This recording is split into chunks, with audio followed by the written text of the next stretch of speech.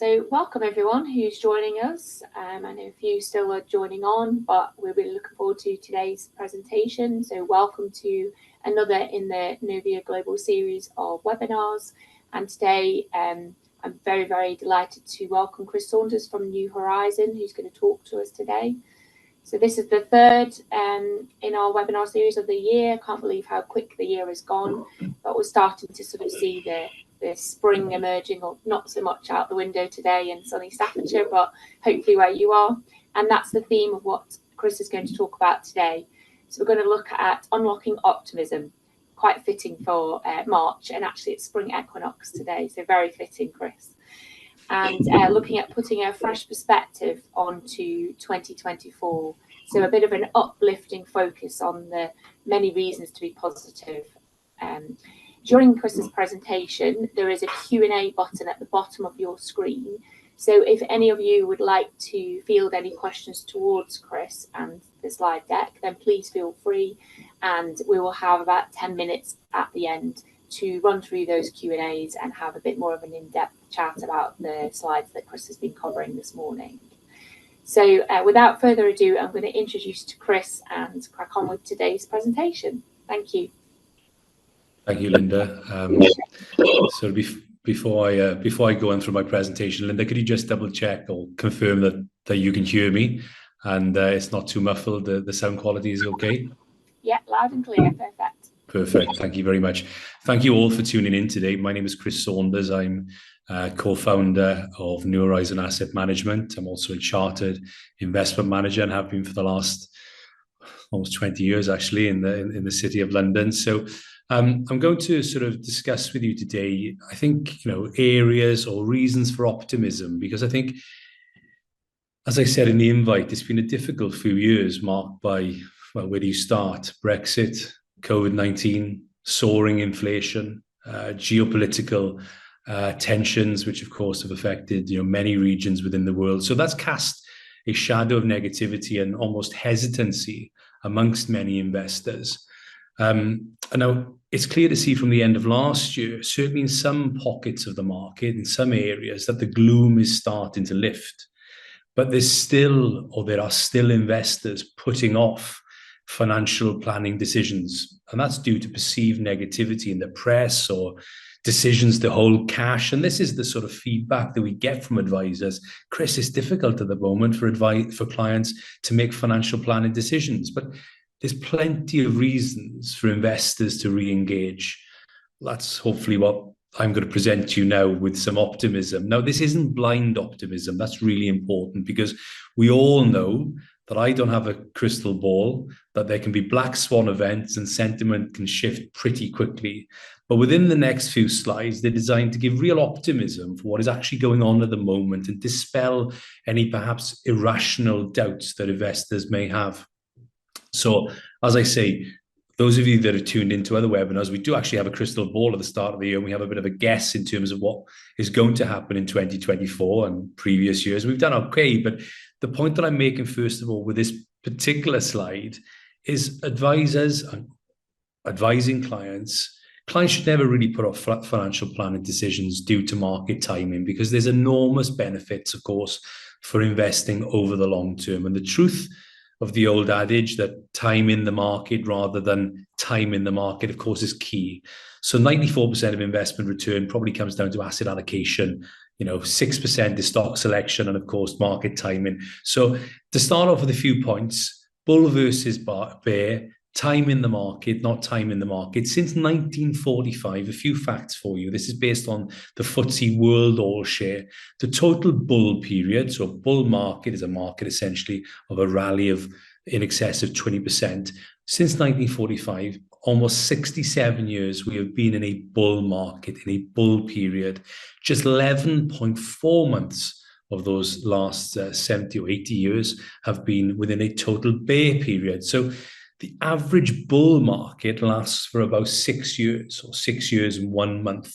The average bear market, just 14 months. Now, why I'm giving you these facts, you probably know these facts, okay? Or you've read about these facts. But to give you these facts is actually, First point to make, our bull market started probably in October 2022. So we're probably 15 or 16 months in. So if you go on the average bull market, there's plenty of mileage left in the tank there. That's the first part.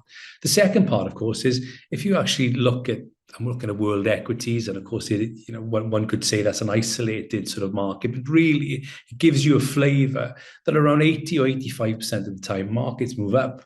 They don't move up in a straight line, unfortunately. And things, when you look in hindsight, it looks as if things move up into a straight line, but often there's nervousness.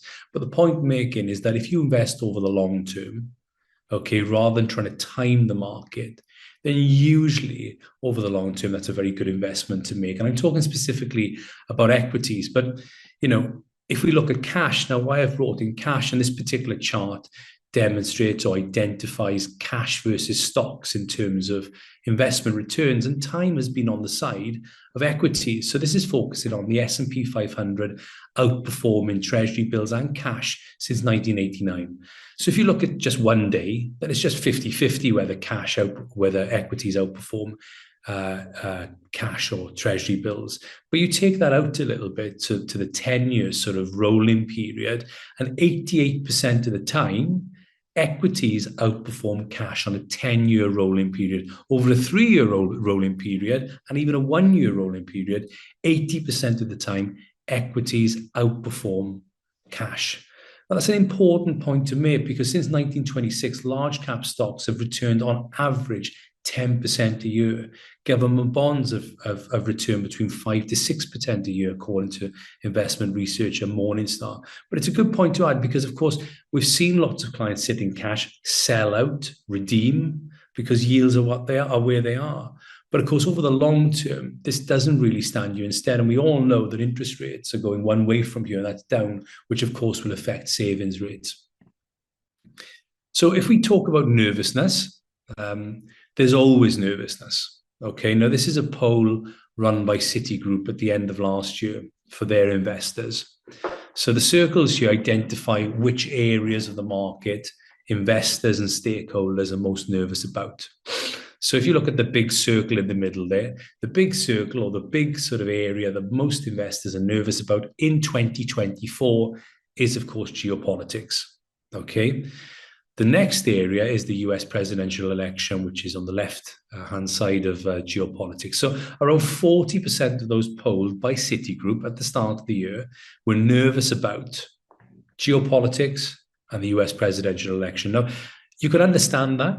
Okay, 4.2 billion people go to the ballot box this year. So it's the biggest year for democracy ever. We've already had Taiwan, we've got the UK, US, Mexico. Okay, so it's going to be a bumpy ride. But if we deal with geopolitics itself, putting the humanitarian effect aside, which is obviously very, very difficult, but really geopolitical risks are overemphasized or are contained regionally. We're in the 3rd year of the Ukrainian conflict. We're almost 6 months into the Gaza conflict. The Taiwanese, or the Taiwan anti-China candidate, won in January. Nobody really wants to pick a fight over Taiwan at the moment due to the reliance on semiconductors. China's own economic woes at the moment sort of reduces those chances of that being a geopolitical risk. Now, of course, there is always a black swan event. So this is a recorded webinar, so I've got to be quite careful what I say here, because, of course, things can change. But the reality of it is these sort of geopolitical risks are contained regionally. And in many instances, due to the booming in industrial production of defense, for instance, we're actually likely to see these sort of, these geopolitical hotspots is actually boosting defense spending, certainly amongst NATO members, which is good for certain areas such as, cybersecurity, and the defense sectors and, within sort of equity markets itself. So putting the humanitarian thing aside, which of course is very difficult, actually, the biggest risk, which is on the lips of most investors, or the biggest perceived risk, geopolitics, I would argue, is probably contained.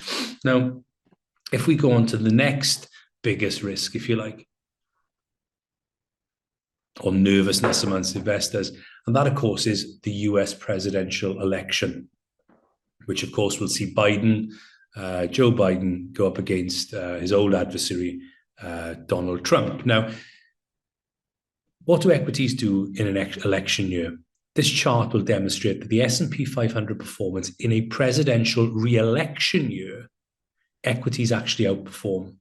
So if an incumbent is on the presidential ballot list, so for instance, Biden is seeking re-election, when a president seeks re-election, every time since 1944, which is what this chart demonstrates, that a US president was running for re-election, stocks have posted a gain for the year. So it hasn't really mattered whether the incumbent won, just that there was an incumbent on the ballot. Okay, so the average 1 year for US equities in those years, 16%. And that spans every one of the past 13 instances in which a president was seeking re-election. Now, this makes sense. Okay, we've seen that this time because presidents often pull levers to help boost the economy, at least over the short term. So what we've seen, in the last sort of 12 months, Biden certainly has. We've seen the spending under the Infrastructure Investment and Jobs Act. We've seen the CHIPS Act, that's microchips. It's not an act to fight obesity in the US. It's the CHIPS Act, which is microchips. And of course, we've also seen Inflation Reduction Act as well. So as a result, the economy may stay stronger than people expected. And in many instances, or how would I put it? I would argue that Biden wants to fight the election on a strong economy because Trump is often seen as the stronger candidate in terms of equity or economy sort of performance.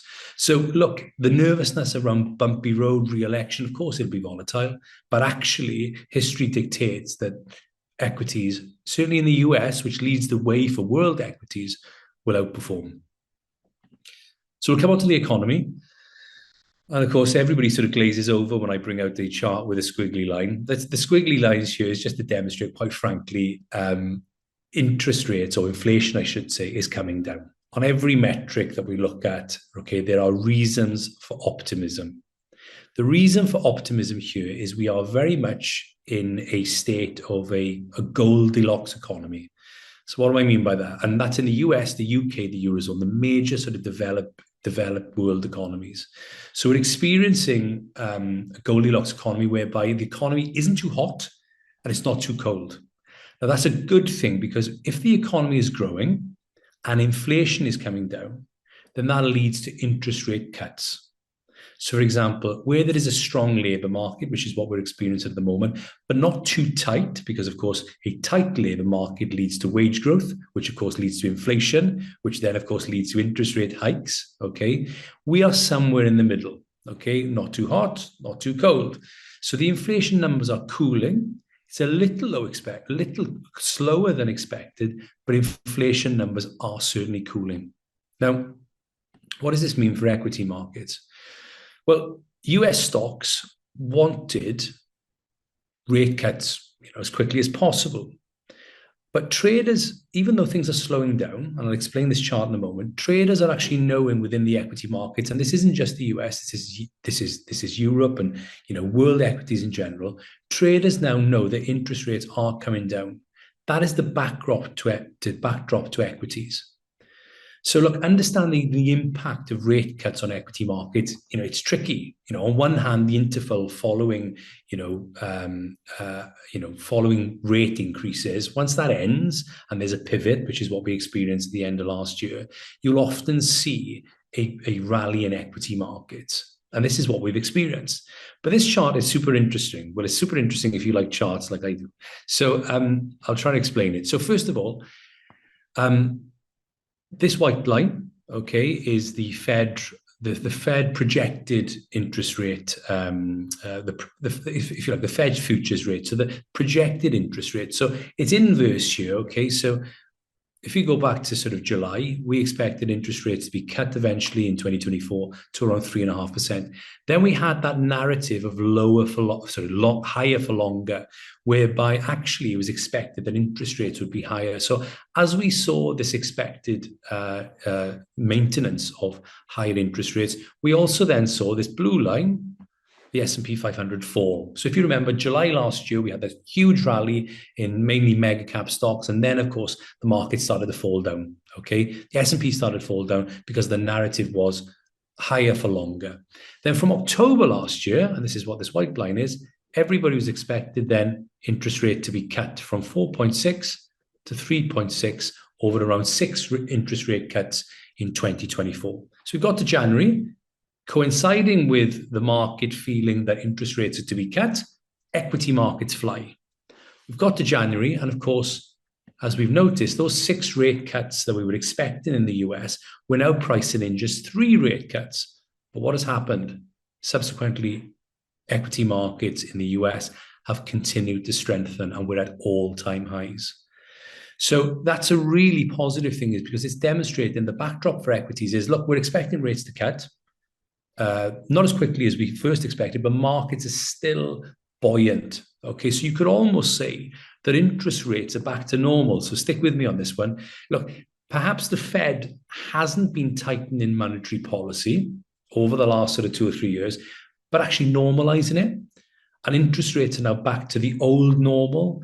They are back to where they were before the abnormal period, which of course is following the global financial crisis up until the great virus crisis, which of course is COVID, because of course the Fed pegged interest rates to zero, and that was the new normal. But if you look at the dawn, you go through, the decades of previous history in terms of interest rates, that isn't normal. We're probably around, where interest rates are, normally held between the sort of 3 to 5% levels, certainly in the US. So this normalization theory implies that the Fed might not lower interest rates as much as we expected this year. And that's because the economy doesn't require as much easing to reverse the tightening. So this normalization theory, it's something to sort of take on board, because central banks now have levers to control inflation, which is a positive thing at these levels.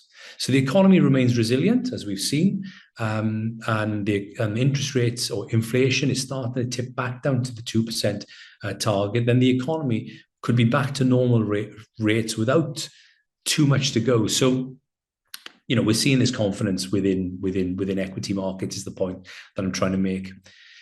If you come on to the Goldilocks economy again, each economy of the developed world countries, they're all trundling on. Now, trundling is not a very positive word at all. It sounds like some of the performances in the Six Nations this year. But look, trundling allows central banks the leeway to be able to cut rates without the fear of the economy or inflation overheating. So if you look at the 2024 forecasts, each developed world, developed world country, so US, Japan, Canada, France, Italy, UK, Germany, we're all on for the economy to grow. It's not setting the world alight, but at the same time, the economy is growing. Inflation is coming down, and interest rates, the trajectory is down. There's further positivity around the economy. Okay, so one thing to sort of, we've seen this in the UK this week. UK housing market is improving. So asking prices within the UK this week rose for the quickest pace in around 10 or 11 months in March, so about 1.5% from February. Now, in the UK, house prices, of course, is linked to wealth. So that's a positive thing for the economy. We've seen a plunge in mortgage interest rates, and it's not just the same for the UK, it's the same for the US. We're seeing the housing market to improve, which is positive. Another positive thing to sort of state within the US economy, households are really wealthy. They're pretty liquid as well. What do I mean by that? Well, most households have their pension or their 401ks linked to equities, often linked to passive investments, such as the S&P 500 index, for instance. Well, the S&P 500 and the NASDAQ, they're at all-time highs. So the wealth of households, like in the UK, when your house price increases, everybody feels a little bit wealthy. Well, in the US, when your 401k or your pension increases because of stock market performance, again, you feel wealthy. So that's positive for consumption. It's positive for the economy. And that's something to sort of bear in mind, is that things aren't overheating. They are trundling along, which is a positive place to be in many instances, because that means that whilst the economy is expanding, it means that things aren't overheating, which means interest rates can come down. And we're seeing this priced in within Europe, within the UK, and within the US.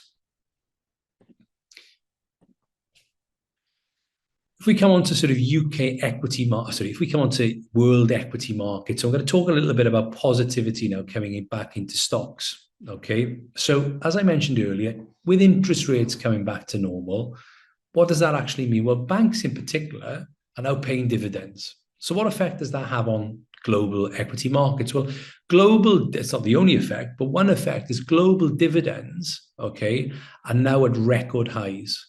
So dividends in 2024, which is what this chart is on the left-hand side here, dividends in 2024 are expected to beat the 2023 record payout of 1.66 trillion. So global dividends are on the rise. That's positive for equity markets. One of the negative aspects when you read the newspapers and whatnot is this, if you like, narrow equity rally that we experienced in 2023. So going up to around July 2023, around 75% of the equity return within the S&P 500 was down to the mega cap 7 stocks, the Magnificent Seven, okay, which I'm not going to name because you all know them, just in case I forget one of them. But you know the 7 mega cap stocks that I'm of course talking about, that constituted around 75% of the US equity return back in July last year. What is now happening is that the rally is broadening. Now, this is really, really positive, okay? Because what you see after such a narrow band of equity rallies, this market is now broadening. What that actually means is, and this is this chart here, this is based on the equal weighted version of the S&P 500. So what does that mean? So the S&P 500 equal weight index is now closing to a record, okay, for the first time in 2 years. Now, this gauge gives an equal share to each constituent. So we know that obviously the S&P 500, like the NASDAQ, like most markets, they're market weighted. So even though you've got 500 stocks, they're not going to have just, they're going to be heavily weighted towards the bigger mega cap stocks. Well, the equal weighted index gives a 0.2% exposure to each stock. So what this actually means is, as we can see, is that the rally is broadening. So for the first time, equal weighted, we're making an all-time high, which is really positive. And this is the highest that we've seen, what I should say is the share of S&P 500 stocks at an all-time high in the past month. That's risen. It's reaching its highest level since 2022. Even so, less than a third of those stocks are at record highs. So less than around 25% are at record high. So what that means is for the other 75%, there's plenty of room for the bull market to gather additional participants. So this broadening rally sort of point is really, really important. And we're seeing it obviously in the US and we're seeing it globally. Momentum. Equity market momentum. I love this particular chart. I'll just explain this sort of this chart first and foremost, and then we can sort of come on to a couple of other points. So in the last 10 weeks, all right. So basically, 2024, Nvidia has gained more than 1 trillion in market cap. Nvidia, through its gains in the last 10 weeks, is now bigger than Berkshire Hathaway, which of course is Warren Buffett's company. It's bigger than Tesla, JP Morgan. I mean, it's enormous. It's knocking on the door of Meta, Facebook. But you have this huge equity market momentum, okay? So retail fund flows are up. So historically, after a bear market hits a low point, which is back in October 2022, it takes around a year before retail investors start to realize that they should be buying. That's what typically happens. So right on time, November 2023, long-term flows into mutual funds and ETFs in the US, it's turned positive. So based on past investor patterns, this shift now is likely to persist because equity or retail investors are often slower to get involved, okay? But investors are now moving out of money market funds into riskier assets, and most of that, or a lot of that, is finding its way into equities. So we are seeing huge momentum within the marketplace, okay? Now, one of the fears to counter, okay, is this a bubble? All right, so that's the next sort of nervousness you'll read in the newspapers, and clients might put things off and whatnot. Oh, well, we're in a bubble, these stocks. Actually, I don't think we are in a bubble. If you take the largest 5 S&P 500 stocks today, they trade at less than half the multiples of the top stocks in early 2000s. So back in the early 2000s, when you had Cisco and Intel, Microsoft still, and Dell, the multiples are half what they were, going back 20 years. That's really positive. Also, this is a really, really, really valid chart, okay? If I can identify it. Big tech. This is all about profits now, okay? Big tech profit margins are nearly double that of the S&P 500. There are reasons for these valuations, okay? So big tech defined, we're talking Amazon, Apple, Alphabet, Meta, Microsoft, Nvidia. They're the big six. You've obviously got Nvidia. But focusing you've obviously got Tesla. Taking Tesla out of the equation, these big six tech stocks are fantastically profitable. Their profit margin is 23.4%, more than double that of the S&P 500. And of course, we've also had these well-publicized layoffs in tech. That's only improved profitability. So these companies, right, are in a genuinely strong competitive position, and it is using that to make huge profits. Now, if we define margins via earnings, so EBITDA, so earnings before interest, tax, depreciation, and amortization, then we find that the tech sector's margins have almost doubled in the last 25 years. Everybody else has remained flat. So there are reasons for these valuations, okay? Talking further about valuations compared, due to the profits of some of these these huge tech companies, it's also brought down these sky-high valuations. So they remain relatively stretched, but they're way below their prior peaks. So this particular chart is focusing on the Magnificent Seven and their average PE ratio since 2015. We're trading near the average PE ratio since 2015. So valuation are well below their peaks, which is what we've experienced previously in 2020, for instance. Okay. So I think this is important, is that, and it depends on which metric you use, but if you use the PEG ratio, which is price earnings to growth ratio, which compares the current valuation multiples to growth in earnings over the previous years. If you look at big tech, in many instances, one can argue big tech is actually cheaper than the S&P 500. Now, it's a big call, but the point that I'm making is that a lot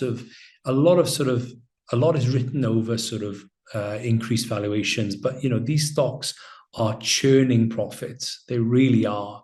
And I think due to the infrastructure being built around AI and whatnot, it's very difficult to now build out how you value these. Because of course the world is dramatically changing, and but one thing to say is that different to say dot-com bubbles of previous decades, the nature of companies' revenue and cash flows are supporting this markedly different than before. I'm conscious of time, so I think this is probably going to be our last slide, because we're up to the half-hour mark. So the last point of positivity, not blind positivity or optimism, but accurate optimism, I would say, is the global economy is undergoing the largest technological transformation in history. Okay. Sorry, someone's just asked a question. I have to try and close that. Maybe just 1 second. Sorry. How do I do that? There you are, done. Sorry, I shouldn't have opened that question then. I'll do that in a moment. It's a good question, though. The global economy is now undergoing the largest technological transformation in history, right? Now, that's a big call. That's a big call. And this particular chart is from a US investment house that identifies or tries to get a consensus in terms of the impact of innovation and what effect that has on the globe, on people, if you like. Okay, I'm not going to argue that point. What I am going to argue is that there is a high-tech revolution boosting productivity. At the moment, you have around 4 or 5 different platforms which are coinciding together. You've got energy storage, so battery systems, artificial intelligence, robotics, genome sequencing, blockchain technology. You have these 5 innovation platforms fusing at exactly the same time. So platforms are growing on platforms. So I'll give you one small example. Energy storage, battery systems are improving. Okay, what does that mean? Well, because battery systems improving, electronic vehicles performance is of course improving. Mobile phone technology is improving. Okay, just because energy storage is improving, you're building things onto energy storage. It's the same thing with internet capacity. Internet capacity improves. 5G. Guess what? We can now sort of analyze big data. You've now got energy storage, AI, robotics, genome sequencing, blockchain technology at the same time. So look, this isn't a tech presentation. We can do that offline. And I am into innovation. We do manage an innovation fund, but companies are now allocating more of their capital spending budget to technology hardware and to software. Okay, and this is boosting their productivity. Now, why have they had to do this? Chronic labor shortages. Right? That's what we've experienced in the post-COVID world. So as a result, production of high-tech equipment and spending on software, all-time highs. Right? So look, there is a high-tech, this revolution, this high-tech revolution is boosting productivity. So there's a major cycle in productivity growth. So if you go back to the end of 2015, productivity growth bottomed at around 0.5%. Based on a 20-year average or 20-quarter average, okay? It rose to around 1.8% at the end of Q3 2023. Many are expecting, and this is from a research house called Yardeni, many are expecting productivity growth will peak around 4% by the end of the decade. So,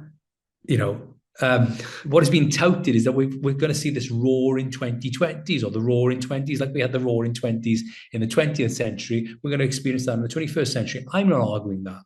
What I am saying is that there is a realization that there are beneficiaries outside of the tech sector, okay, due to this technology and due to this innovation. So companies generally, whatever their industry may be, okay, are investing in technology, and these technologies are making companies more efficient, and they are boosting productivity. That's it from me. I'm going to see which questions have popped up now. I'm going to stop sharing my screen first of all. I've stopped sharing my screen there. Sorry, Linda. We have a couple of questions there. Do you want me to answer them, or would you like to direct them? I'll go through them, no problem. Thanks so much. That was really interesting. Thank you. As anticipated, we have had quite a few questions in from the floor. So good to get some answers on some of these. So one of the questions asked was, what equities or companies are your current favourites? So you mentioned NVIDIA, or anything outside of tech or the big seven. So what would you say at the moment New Horizons sort of current favourites are? That's a good question, actually. So if we focus on technology, because I think the particular ones they've asked there are NVIDIA and the Magnificent Seven. We manage an innovation fund. It's an AI-powered innovation fund. We now only hold one of the Magnificent Seven, and that's Tesla. So it's an actively managed fund, and last rebalance, and it rebalances every couple of months. The last rebalanced a sale in NVIDIA with a 40% profit, a sale in Microsoft with 11% profit, and a sale in Amazon as well. So that's not to say that we're bearish on those particular sort of stocks. We just think that there's more value elsewhere. And one of those stocks that we bought actually in the last rebalance was Tesla, and the reason being, of course, Tesla has had a really difficult, last couple of months. Which has been well documented. So in the big seven, that's the only stock we hold within the actively managed part of our portfolio. Within the passive part of our portfolio, obviously we have exposure to the Nasdaq and to the US market, so we'll have exposure to all of those stocks, but at a lesser degree. We're all about diversification, so and not putting all our eggs in one basket. So putting all of your eggs in one basket has been the right call over the last 18 months, really. And that's just 7 US stocks. We've actually been much broader with our exposure, both in the US, but both globally. And I think that broad exposure, as I sort of alluded to in the presentation, is now actually starting to come into the fore. So we're seeing momentum in a broader area. So broad exposure in the US, for instance, the Russell 2000, which is the small and mid cap market, that historically has always outperformed. That's underperformed over the last 20 years, okay, compared to mega cap stock performance. I think actually there's a call now to gain exposure to the mid caps, over the next cycle. Yeah, hopefully that answers your question there, Linda. Yeah, no, brilliant. And I think it follows on. There's another question which I think is really valid as well. Is, you said you'd sort of sold out and made some quite good profit, and one of the other questions is, advisors obviously get asked quite a lot, well, are we buying at the top? If it's at an all-time high, why invest when it's at the top? How would you sort of counter that? Yeah, it's great. I mean, how we would count it is that anybody that invests within our portfolio invests globally, first of all. So they diversified over not just US. So the only game in town really over the last 18 months has been, as I said, the US mega cap 7 stocks, S&P 500, and the NASDAQ. Now we would still have exposure to these areas, even though they are at all-time highs, but we would be focusing on the mid-cap areas, such as the Russell 2000. We would be focusing on areas which offer excellent growth from here. So, areas such as the UK, heaven forbid, but the UK is really, really cheap at the moment, super cheap, There's loads of sort of pockets of value there. Emerging markets, if you look at China, for instance, which has been absolutely beaten up, China isn't going away. China isn't going away. It's just in a rut at the moment. Now, you wouldn't go overweight China because, of course, you've got to manage that within the risk parameters of the volatility set by the client or the risk profile of the client. But again, there's loads of pockets within global markets which have underperformed. It's just the S&P 500 and the NASDAQ, which are, not the only markets at all-time highs, but are the main markets at all-time highs. So you just diversify around that. And one of the sort of slides that I pointed out is that, there's momentum there, and it's been driven so far by a small band of stocks. There's just 25 or just under 30% of the S&P 500 stocks which are all-time highs. So that means there's a huge ceiling for this broader rally. And if you buy into the slide that I talked about in terms of productivity growth, which I think is difficult to argue against at the moment, then there's plenty more mileage there. So buying on retracement, drip feeding into the market, dollar or pound cost averaging would hopefully get away from any sort of nervousness about investing at an all-time high. Great answer. Thank you for that. And we've got sort of one or two questions. It was a very positive presentation, which is great, as I said at the beginning, for the beginning of spring equinox and sort of looking at all the daffodils and everything. It's really positive. So it was, really great to hear that sort of positivity. But sort of flip that back round, what do you think is the most disappointing area of global markets at the moment? Emerging China. So China's got to be split into two, or emerging markets have to be split into a number of baskets, if you like. And, India, is going great guns and will continue to go great guns. China's been really disappointing. UK markets are just, we have very little exposure to the UK and have done for years, unfortunately. Now, there's a real concerted effort by the next government in the UK to try and support UK equities, through they've got this UK ISA that they're banding around, which will have very little effect. But they're trying to get, UK PLC back up and running. But UK has been very, very disappointing. China has been very, very disappointing. But there's no sort of signpost to sentiment. Things can change really, really quick. And it's our sort of job to really try and sort of give exposure to these areas, when we think, the time is right. And then sort of the last question, really. I know that you guys sort of do both, but active over passive, what's your philosophy? So my overall philosophy is that asset allocation drives investment returns. Okay, so 94% of investment return is down to getting the asset allocation right. So that's my overall philosophy. So I will be actively managing passive investments. That's what we do. Okay, so we try and keep costs low, liquidity high, transparency high, and diversification really, really high. We don't take big bets. We just try to ensure that we get the right type of asset allocation and volatility parameters, which will then lead to the long-term returns, hitting the long-term objectives of what the client has set. Okay, so I believe in passive management, but I believe in actively managing passives through, through managing risk, through, asset allocation, geographical exposure. Having said that, I do believe there is a place for active management. And one of the questions earlier is, do you like Nvidia, or, which stocks should you buy? We do manage on an AI powered basis, a actively managed innovation fund. Okay. And that is AI powered. Why is it AI powered? Because I don't believe in, guys in the city of London, with red braces, sort of picking stocks, but not really picking stocks, holding the same stocks for 5 years, and perhaps sort of hugging the benchmark. I don't believe in that type of active management. I do believe that I think there's a new wave of algorithmic or AI powered investment in terms of the active space. And that is something that I think perhaps over the next 5-10 years will actually change the space. So like we've seen over the last 20 years, when everybody's just talked about passive investments and the growth of ETFs, which have been the fastest investment vehicle growing in the world, and we use ETFs in all of our portfolios, maybe the next sort of layer is active management, but through artificial intelligence. And that's something that we've been exploring over the last 5 or 6 years.